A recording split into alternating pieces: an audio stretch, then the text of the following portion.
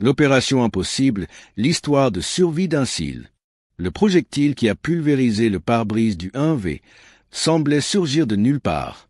Et en un instant, le maître de première classe Marat Caton se retrouva en apesanteur, projeté dans les airs alors que le véhicule tournait 3 fois sur lui-même avant de s'écraser violemment dans un ravin.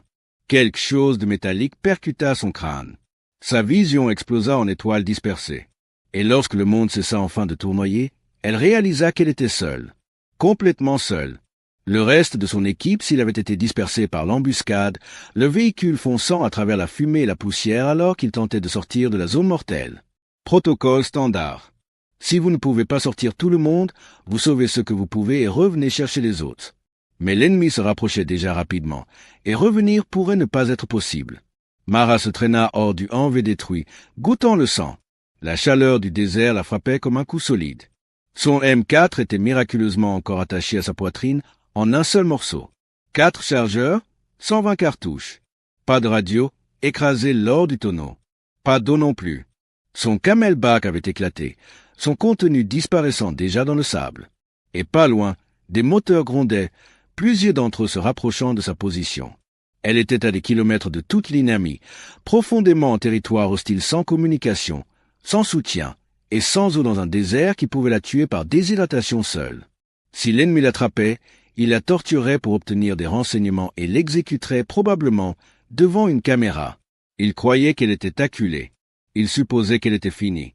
Un SEAL féminin blessé et échoué ici devait leur sembler une proie facile. Ce qu'il ne savait pas, c'est que Marat Caton avait enduré 18 mois du plus dur entraînement de survie que l'armée américaine ait jamais mis en place. Qu'elle avait terminé première de sa classe SEAL en guerre du désert. Qu'elle avait été sélectionnée pour des missions en territoire interdit parce qu'elle pouvait accomplir des choses que la plupart des opérateurs ne pouvaient imaginer. Ce qui allait se dérouler au cours des 72 heures suivantes deviendrait une légende des opérations spéciales. Comment un SEAL a survécu à l'impossible, a retourné la chasse contre ses poursuivants et a fait regretter à tout un régiment ennemi de l'avoir trouvé. Mais avant d'en arriver là, laissez un commentaire pour dire d'où vous regardez et abonnez-vous. Car cette histoire prouve que les Navy SLS n'abandonnent pas, ne cèdent pas et ne cessent jamais de se battre. Maintenant, plongeons dans l'histoire. Le début de la mission. La mission avait débuté 3 jours plus tôt dans une base opérationnelle avancée taillée dans un terrain hostile et aride. Le capitaine de corvette Elise Navarro rassembla son unité SEAL à l'intérieur de la tente des opérations pour le briefing final. 8 opérateurs qui s'étaient entraînés côte à côte pendant des mois, se préparant exactement pour des missions comme celle-ci. La cible est un individu de grande valeur, dit Navarro en tapant sur l'image affichée. Commandant ennemi coordonnant des attaques contre nos forces. Le renseignement le situe à l'intérieur de ce complexe. Coordonnées téléchargées sur vos tablettes. On entre rapidement, on l'attrape et on sort avant que sa sécurité ne puisse réagir. Des questions? Le maître de première classe Marat Caton étudia les détails de la mission, repérant déjà des problèmes potentiels. Le complexe se trouvait profondément en territoire tenu par l'ennemi, entouré de colonies hostiles, peu de voies d'extraction et aucun soutien si les choses tournaient mal. Une opération à haut risque, mais les SEALS existaient pour cela. Ils prenaient les missions que les autres ne pouvaient pas. Règle d'engagement? Demanda le premier maître Grant Maddox, l'opérateur le plus expérimenté de l'équipe. Arme en attente sauf s'il tire en premier, répondit Navarro.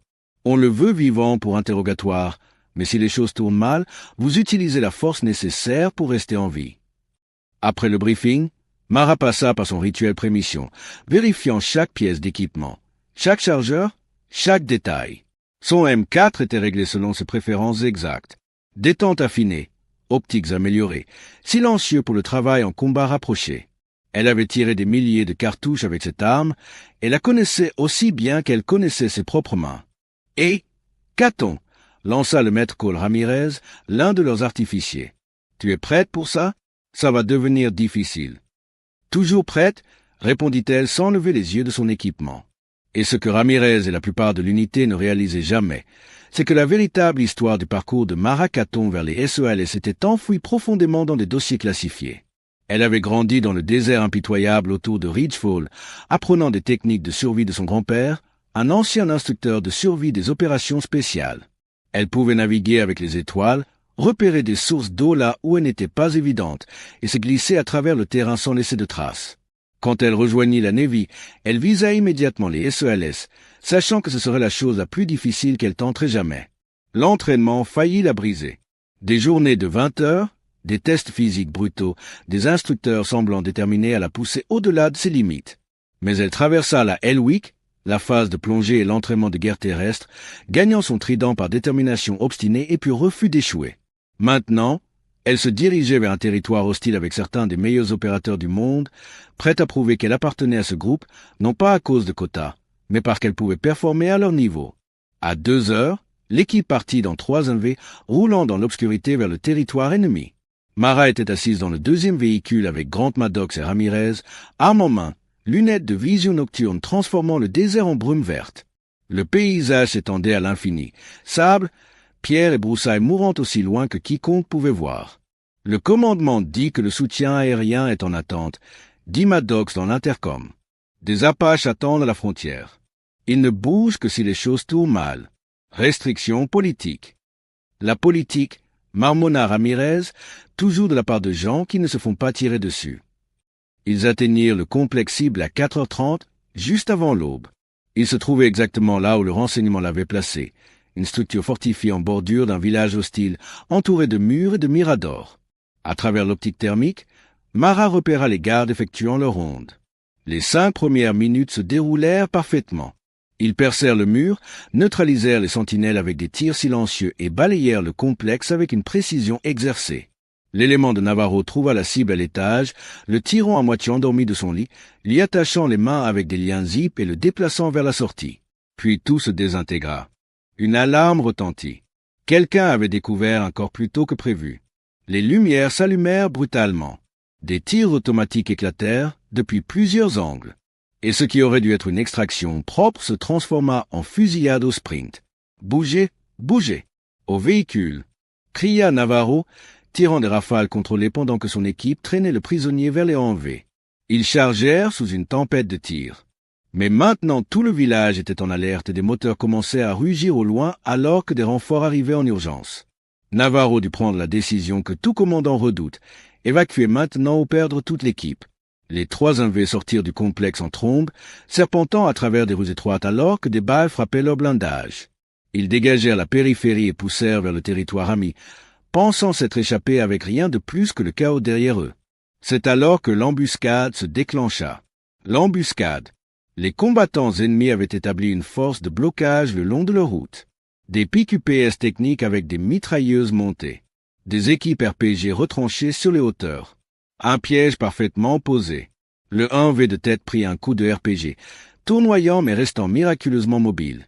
Le mitrailleur du véhicule arrière tomba, s'affaissant dans la tourelle. Le 1V de Mara fit une embardée violente pour éviter les tirs entrants, et à ce moment-là, l'IED explosa. L'explosion projeta le véhicule en l'air comme s'il ne pesait rien, le retournant violemment avant de l'écraser dans un ravin. Mara ressentit un bref moment d'apesanteur désorientante avant que la gravité ne revienne et que le 1V ne roule 3 fois, s'écrasant finalement sur le côté. Sa tête heurta à quelque chose de solide. Peut-être le cadre de la tourelle, peut-être la porte blindée, et sa vision explosa en étoiles clignotantes. Ses oreilles bourdonnaient d'un sifflement aigu et perçant qui noyait tous les autres sons. Elle ne pouvait pas dire quelle direction était le haut, ne pouvait pas se souvenir où elle était, ne pouvait pas reconstituer ce qui venait de se passer. L'entraînement prit le dessus. Même sonnée et à peine consciente, son corps bougeait par instinct. Vérifier les blessures. Elle fléchit ses bras, ses jambes. Tout fonctionnait encore. Rien d'évidemment cassé. Trouver son arme. Son M4 était toujours attaché sur sa poitrine. S'orienter. Le 1V était couché sur le côté, et elle devait sortir avant que quelque chose ne s'enflamme. Elle donna un coup de pied dans ce qui restait de la vitre brisée et rampa à l'air libre, sortant dans le chaos pur. Les 2 autres 1V avaient disparu. Soit ils avaient percé l'embuscade, soit ils avaient été éliminés. La fumée et la poussière étaient suffisamment épaisses pour avaler tout ce qui était à plus de 15 mètres, et le son des moteurs devenait plus fort, se rapprochant. Sa radio était écrasée contre le châssis du 1V, inutile, et son camelback avait éclaté dans l'accident. 3 litres d'eau disparaissaient déjà dans le sable. Elle avait son fusil, 4 chargeurs, un couteau, une petite trousse médicale et 0 moyen d'appeler à l'aide. Et l'ennemi arrivait. La survie commence. Mara ne paniqua pas. La panique gaspillait du temps qu'elle n'avait pas. Au lieu de cela, Elle se concentra sur ce que l'entraînement s'il y avait inculqué à travers d'innombrables répétitions. Évaluer, s'adapter, agir. La situation était terrible, mais pas fatale. Elle était blessée, mais mobile. Armée, mais avec peu de munitions. Seule, mais pas incapable. Elle devait bouger maintenant. L'ennemi serait à l'épave en quelques minutes, s'attendant à des corps ou des survivants blessés. Elle devait disparaître avant qu'il n'arrive, ne laissant rien qui révèle dans quelle direction elle était partie. Restant basse, elle s'éloigna du véhicule détruit, se fondant dans le terrain. Cette partie du désert n'était pas juste du sable plat. Il y avait des ravins peu profonds, des étagères rocheuses déchiquetées et des broussailles dispersées qui pouvaient cacher quelqu'un qui savait les utiliser. Et Mara Caton savait définitivement comment faire. Avoir grandi dans les déserts autour de Ridgefall, combiné avec son entraînement SEAL, lui avait appris à se déplacer dans des endroits comme celui-ci sans laisser de traces. Derrière elle, elle entendit des moteurs s'arrêter sur le site de l'accident et des voix crier. Elle ne reconnaissait pas la langue, mais le ton était sans équivoque, excité, agressif, chassant.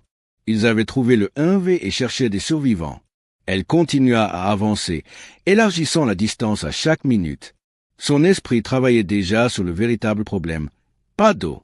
Dans une chaleur montante qui dépasserait 38 degrés Celsius avant midi, elle n'aurait que quelques heures avant que la déshydratation ne détruise son jugement et son corps. Sans eau, elle serait morte bien avant que quiconque ne lui tire dessus. Et elle ne pouvait pas demander de soutien. Pas de communication signifiait aucun moyen de signaler qu'elle était vivante. Son équipe supposerait qu'elle avait été tuée ou capturée. La procédure signifiait qu'il demanderait une confirmation satellite, enverrait peut-être une équipe de reconnaissance éventuellement, mais elle n'avait pas éventuellement. Elle avait tout ce qu'elle pouvait faire maintenant. Les munitions n'étaient pas vraiment de son côté non plus. 120 cartouches semblaient beaucoup jusqu'à ce que vous fassiez face à un nombre supérieur. Elle pouvait les brûler en quelques minutes. Chaque balle devait compter. Chaque combat devait se produire quand et où elle le choisissait. Mais elle avait des forces que l'ennemi n'attendait pas. Elle était entraînée à l'évasion et à l'esquive. Elle connaissait la survie dans le désert. Elle pouvait déjouer ses chasseurs sur un terrain qu'ils supposaient leur être favorable. Et surtout, ils pensaient poursuivre une Américaine battue et isolée. Ils ne réalisaient pas qu'elle chassait aussi. Première priorité, l'eau.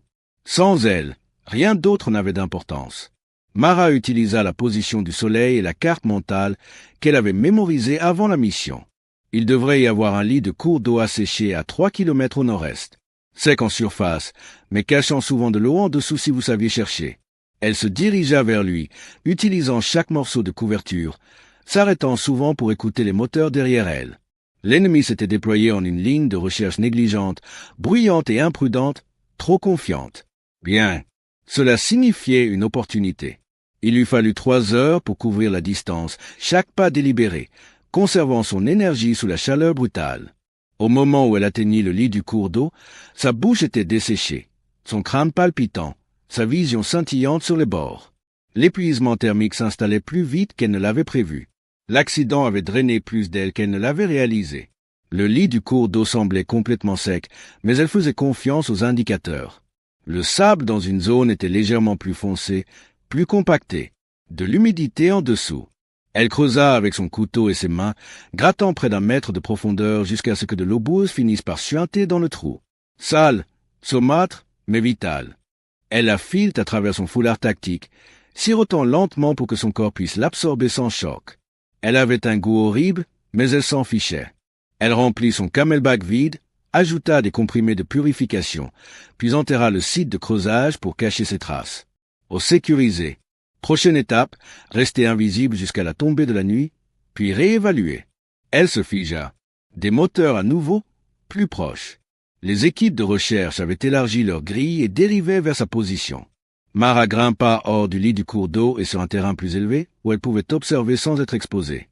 À travers la chaleur ondulante, elle compta 6 véhicules étendus à travers le désert en une ligne de recherche lâche, avançant lentement, s'arrêtant de temps en temps pour inspecter des cachettes possibles. Ce n'étaient pas les miliciens négligents qu'elle avait espérés. Ces hommes étaient organisés, disciplinés et clairement entraînés.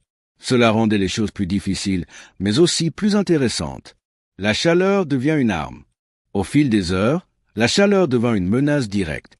Au début de l'après-midi, la température avait dépassé 46 degrés Celsius, un niveau qui détruirait la plupart des gens. Mais Mara avait passé d'innombrables heures dans des cours de survie dans le désert, apprenant à fonctionner dans des conditions qui anéantiraient n'importe qui sans entraînement. Elle trouva des poches d'ombre quand elle le pouvait, évitait les mouvements pendant la pire chaleur, buvait avec parcimonie de l'eau qu'elle avait sécurisée et regardait ses poursuivants se désintégrer lentement. Les soldats luttaient, prenant des raccourcis dans leurs recherches, négligeant des couvertures évidentes, pensant plus à échapper au soleil qu'à effectuer un balayage approprié. Leur discipline s'érodait au fil de la journée. En fin d'après-midi, quelques véhicules s'étaient simplement garés dans la moindre parcelle d'ombre qu'ils pouvaient trouver, les équipages attendant que les températures baissent. Cela ouvrait une fenêtre pour elles. Un camion s'arrêta à environ 800 mètres de sa position. Son équipage se prélassait à l'ombre à côté, se ravitaillant en eau et clairement épuisés après des heures dans la chaleur impitoyable. Ils étaient devenus négligents, avaient posé leurs armes, baissé leurs gardes, concentrés sur leur propre misère plutôt que sur le désert autour d'eux. Mara les étudia à travers sa lunette, comptant les corps, notant l'équipement et la posture. Elle pouvait les prendre, frapper rapidement, sécuriser leurs véhicules, récupérer leurs provisions, peut-être même leur radio. Risque élevé, oui, mais elle avait désespérément besoin de mobilité et de ressources. Elle passa 1 heure à cartographier l'approche, analysant chaque pli du terrain, choisissant des routes qui la gardaient cachée, marquant des points de repli si tout tournait mal. C'était ce qui séparait les SEALS des soldats ordinaires, la capacité de ralentir, de réfléchir à chaque angle et de planifier avec précision avant d'agir. La première frappe, quand le soleil plongea vers l'horizon, elle fit son mouvement. Elle couvrit les 800 mètres en une demi-heure, glissant de couverture en couverture, ne bougeant que lorsque leur attention dérivait, se figeant quand ils scrutaient sa direction. Au moment où elle atteignit sa position de tir, à 200 mètres avec des lignes de tir dégagées, il n'avait toujours aucune idée de son existence. S'installant derrière un affleurement rocheux, elle cala son M4, calma sa respiration et évalua ses cibles. 4 hommes. Elle devait les neutraliser tous avant qu'ils ne puissent appeler à l'aide ou riposter. Il fallait que ce soit impeccable. Exactement le genre de tir de précision qu'elle avait pratiqué des milliers de fois. Ordre de priorité, l'opérateur radio d'abord, puis l'homme le plus proche de la mitrailleuse montée, puis les 2 derniers. Rapide, propre, décisif. Mara expira, laissa son souffle se stabiliser et pressa la détente. 4 craquements secs résonnèrent. Paire contrôlée au centre de masse, exactement comme entraîné. Les 4 hommes tombèrent avant qu'aucun d'eux ne puisse réagir. Le combat entier dura moins de 3 secondes. Elle maintint sa position un moment, fusil braqué sur le véhicule, attendant le moindre signe de mouvement. Rien. Tout était clair. En s'approchant prudemment, elle vérifia chaque corps pour s'assurer qu'aucun n'était encore une menace. Elle ne ressentit rien. Pas d'hésitation, pas de remords, juste le détachement concentré de quelqu'un faisant ce que la survie exigeait. Il l'aurait tuée sans y réfléchir à 2 fois. Elle avait simplement été plus rapide. Le camion contenait tout ce dont elle avait besoin. De l'eau, de la nourriture, des munitions, des cartes détaillant leur grille de recherche et surtout une radio. Pas sur la fréquence de son équipe, mais toujours une ligne de vie. Avec une radio, elle pourrait peut-être demander une extraction. Après avoir chargé tout ce qui était utile dans le camion, elle fit face à une décision cruciale. Elle pouvait tenter de conduire vers les lignes amies, 80 km de désert ouvert où elle serait repérée immédiatement, où elle pouvait rester mobile dans la zone, harceler l'ennemi, les occuper et attendre une vraie chance de sauvetage. Elle choisit la 2e option. Dans l'entraînement SEAL, dans les briefings classifiés sur les opérations en territoire interdit, elle avait appris une vérité clé. Un opérateur compétent, pensant clairement, pouvait immobiliser toute une force. Elle pouvait devenir un fantôme, toujours un pas en avant, toujours invisible, frappant toujours là où ça faisait mal. Elle deviendrait leur cauchemar. La campagne de guérilla. Et au cours des 2 jours suivants, c'est exactement ce qu'elle fit. Mara lança une campagne de guérilla d'une seule femme, frappant les patrouilles quand elles étaient les plus faibles. Pendant la chaleur brutale de l'après-midi, lorsque leur discipline faiblissait, elle tendait des embuscades aux véhicules isolés. Elle détruisait des cages d'approvisionnement quand personne ne regardait. Elle exploitait chaque centimètre de terrain et chaque leçon qu'elle avait jamais apprise. Les SEALS opéraient en petites équipes pour pouvoir bouger rapidement et frapper de manière imprévisible. Seule, elle était encore plus flexible, capable d'utiliser des cachettes trop petites pour des groupes, capable de se glisser à travers un terrain qui trahirait plusieurs personnes. Et elle était prudente avec les munitions.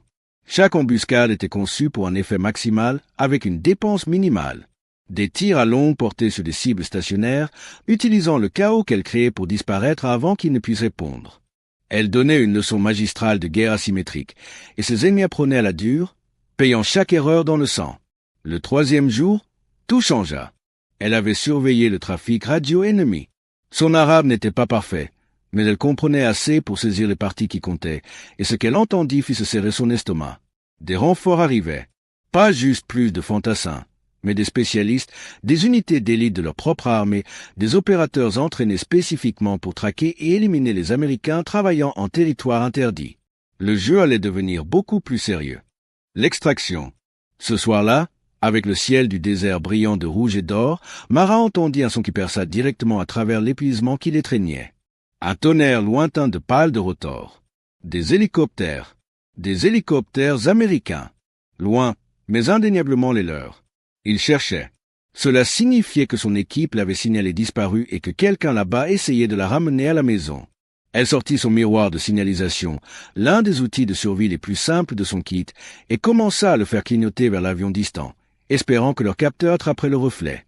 Encore et encore, elle envoya les impulsions. SOS, SOS. Les hélicoptères changèrent de direction, s'orientant vers sa position, mais les véhicules ennemis aussi.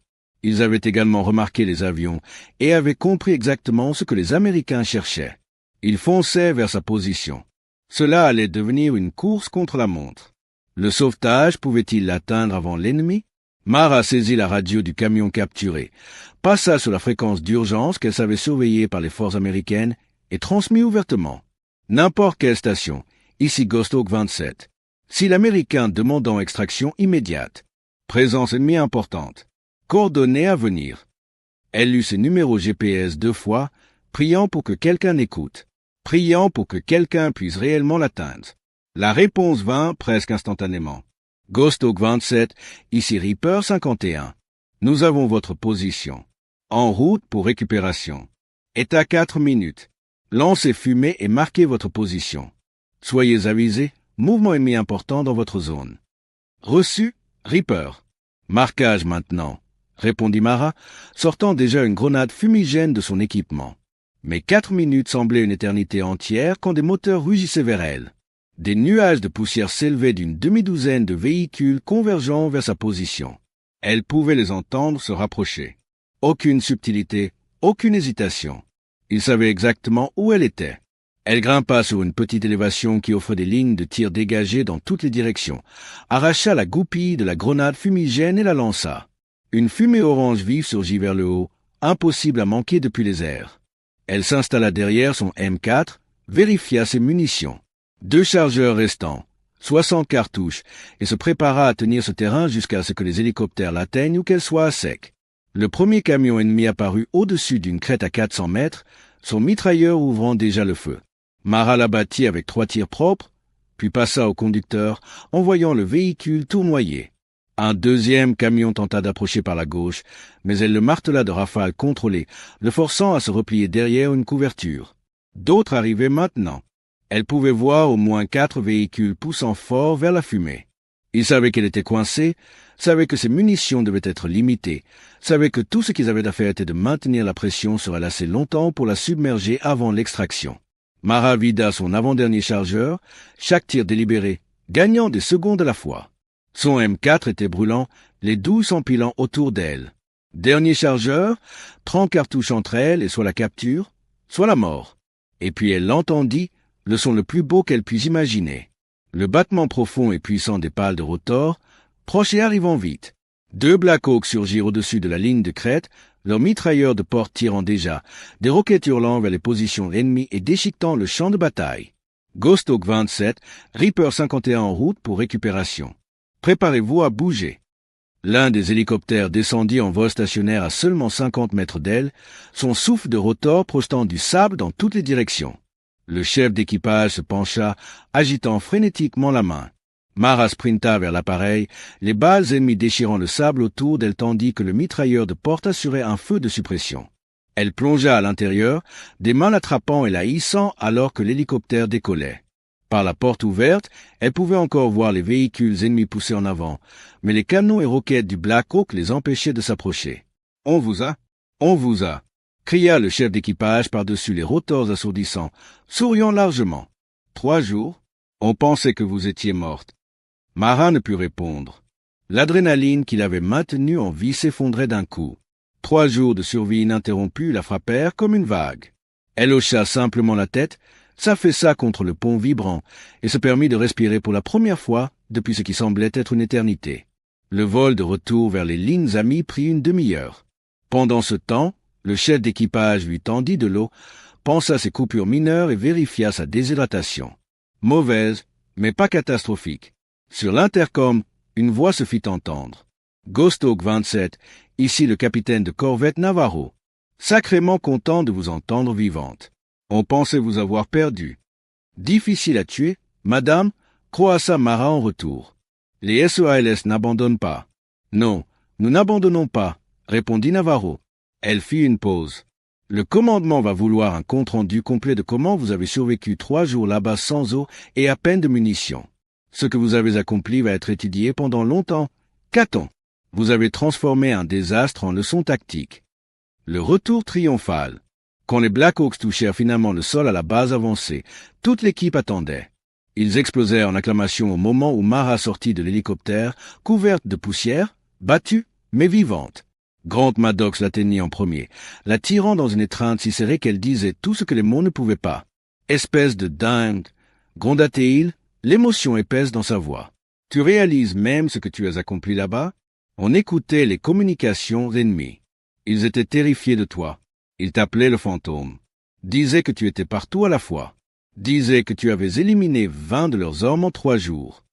17, corrigea Mara instantanément. J'ai coté. Le débriefing dura 6 heures complètes, avec Mara guidant les officiers supérieurs à travers chaque choix qu'elle avait fait, chaque engagement, chaque tactique de survie, chaque mouvement calculé.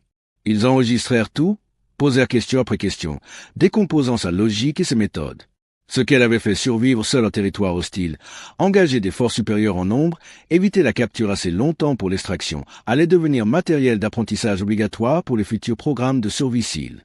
Ce qui m'impressionne le plus, dit le capitaine de vaisseau Victor Hale, le commandant de l'équipe, c'est que vous n'avez pas seulement survécu, vous avez porté le combat vers eux. La plupart des opérateurs auraient trouvé un trou et attendu le sauvetage. Vous avez retourné toute la situation et les avez fait avoir peur de vous. Ce n'est pas juste de la survie. C'est du génie tactique. J'ai eu un bon entraînement, monsieur, répondit Mara calmement. Et j'étais motivé. Ils m'ont laissé derrière. Pas intentionnellement, mais quand même. Je voulais prouver que je pouvais me débrouiller, que j'appartenais à cette équipe parce que je peux faire le travail, pas à cause de la liste de contrôle de quelqu'un. Vous avez prouvé cela et plus encore. Dit Hale. Vous avez montré ce qui se passe quand la compétence, l'état d'esprit et la discipline s'alignent. Le genre n'avait aucune importance là-bas. Le grade n'avait aucune importance. Tout ce qui comptait était votre capacité à penser, vous adapter et vous battre. Et vous avez surpassé tout ce que nous aurions pu attendre. Dies l'héritage. En quelques semaines, l'histoire de Mara se répandit dans le monde des opérations spéciales, toujours par des canaux classifiés, jamais publiquement, mais le mot voyagea. Les opérateurs parlaient du SEAL féminin qui avait survécu à l'impossible, qui s'était frayé un chemin à travers le territoire ennemi seul, qui avait prouvé que la capacité n'avait rien à voir avec le genre et tout à voir avec l'entraînement, le cran et l'état d'esprit. Elle reçut des distinctions qui ne pouvaient pas être publiquement reconnues. Les instructeurs disséquèrent ces tactiques et les intégrèrent dans de nouveaux blocs d'entraînement. Et quand la prochaine classe SEAL commença, avec 3 femmes parmi les candidates, elles apprirent l'histoire de la mission de Mara Catton comme inspiration pour leur propre parcours. Mais le véritable impact fut au sein de sa propre équipe. Plus de doutes, plus de questions subtiles sur le fait qu'elle appartenait au groupe. Elle s'était prouvée de la manière la plus définitive possible. Seule, sans soutien, contre des champs écrasantes. Quiconque s'était jamais demandé si un SEAL féminin pouvait tenir la ligne avait sa réponse. 6 mois après l'incident, Mara fut promue premier maître et affectée au centre de guerre spéciale navale à Coronado en tant qu'instructrice. Sa mission maintenant, enseigner à la prochaine génération comment survivre quand tout tourne mal, comment transformer les faiblesses en force, comment endurer, comment ne jamais abandonner. Le premier jour d'enseignement, elle se tint devant une salle de candidats s'il épuisés, visage marqué par le doute, la fatigue et le poids de mois d'entraînement brutal. Elle se voyait dans chacun d'eux. « Bonjour, commença-t-elle. Je suis le premier maître Caton et je suis ici pour vous enseigner comment survivre en territoire interdit. Vous avez probablement entendu des histoires. Certaines sont vraies. Mais voici ce qui compte. Je ne suis pas spécial. Je ne suis pas surhumaine. Je suis juste quelqu'un qui a refusé d'abandonner quand les choses ont mal tourné, qui s'est adapté quand les plans se sont effondrés, et qui s'est souvenu d'une chose. Les SLS trouvent toujours un moyen. Elle tapota sur la première diapositive. Imagerie satellite d'un désert vide. Laissez-moi vous parler de la fois où j'ai été laissé derrière sans eau, sans radio, et des forces ennemies se refermant sur moi de toutes les directions. Et laissez-moi vous montrer comment cela s'est transformé en victoire tactique. Alors qu'elle enseignait, Mara réalisa qu'elle était finalement là où elle devait être. Non pas seulement survivre au cauchemar, mais aider les autres à développer les compétences et l'état d'esprit pour les vaincre. Former des opérateurs qui jugeaient par la capacité, pas par les stéréotypes. Construire une génération qui valorisait les résultats, pas les suppositions. Le loup avait survécu au désert. Maintenant, elle enseignait aux autres à devenir des loups aussi. Le message final. Des années plus tard, quand de jeunes opératrices féminines cherchaient ses conseils sur le doute ou la discrimination, Mara donnait toujours la même réponse. Ne gaspillez pas d'énergie à essayer de prouver que vous êtes aussi bonne que quelqu'un d'autre. Cela donne du pouvoir à des gens qui n'ont pas d'importance. Prouvez-le à vous-même. Maîtrisez votre métier. Écrasez vos missions. Que les autres changent d'avis ou non ne vous définit pas. Vos actions le font. Le premier maître Mara Caton avait été abandonné dans un désert sans eau, chassé par des forces ennemies, faisant face à des champs impossibles avec presque rien. Et elle survécut non pas grâce à la chance, mais grâce à la compétence, l'entraînement et le refus d'arrêter de se battre. L'ennemi a pris trop tard ce qu'il aurait dû savoir dès le départ. Les Navy SLS survivent à tout. Le genre ne change pas cela. L'état d'esprit et l'entraînement le font. Et Mara Caton avait les deux en abondance. Le désert a essayé de la tuer. L'ennemi a essayé de la capturer. Les circonstances ont essayé de la briser. Tous ont échoué. Parce que les SEALS n'abandonnent pas. Ils s'adaptent. Ils surmontent. Ils trouvent toujours un moyen. Merci d'avoir regardé cette histoire extraordinaire de courage et de détermination. Si vous voulez découvrir plus d'histoires inspirantes de femmes SEALS et vétéranes comme Mara Caton, abonnez-vous à la chaîne Cohésion Interne.